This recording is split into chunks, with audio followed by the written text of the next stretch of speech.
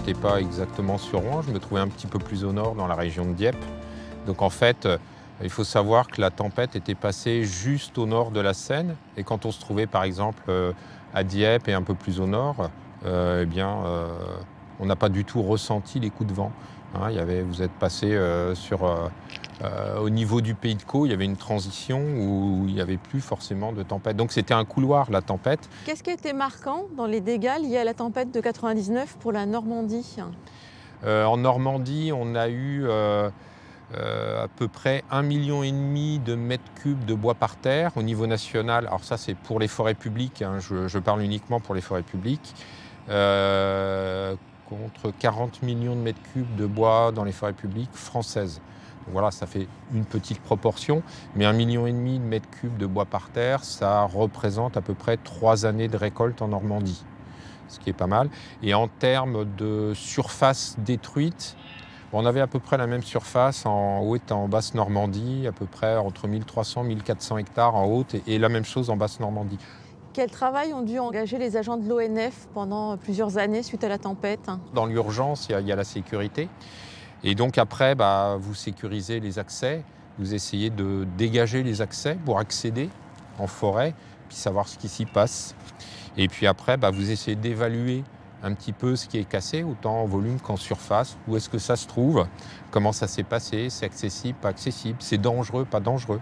Du coup, on peut fermer des périmètres parce que ça peut être dangereux pour le public, les gens qui s'y promènent.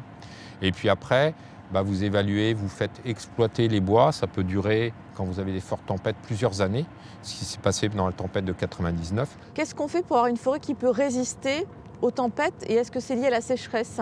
Cet été, nous avons eu sur la forêt domaniale de Montfort, sur la commune des Caclons dans l'Eure, un incendie qui a fait 42 hectares, ce qui est important pour la Normandie, ce qui est faible par rapport aux incendies. On est bien d'accord sur le territoire national, surtout ceux qui ont lieu dans le sud-ouest. Mais c'est justement sur ces 42 hectares, il y avait plus de 20 hectares de pins laricio qui avaient été plantés suite aux dégâts de tempête de 99.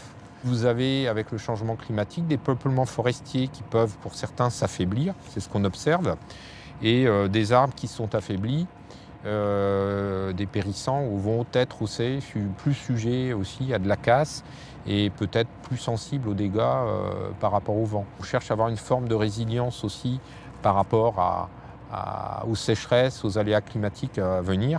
Et puis notre travail et notre questionnement actuel, c'est de trouver, de combiner toutes ces recherches, ces techniques pour essayer d'avoir une moyenne de résilience à tous les aléas que la forêt va subir. Mais on sait très bien qu'on sera face régulièrement à des crises de tout ordre dans la forêt et de revenir régulièrement aussi pour de la reconstitution, du renouvellement, comme on l'a fait pour la tempête. Ça prend beaucoup de temps et ça a pris quasiment une dizaine d'années après la tempête.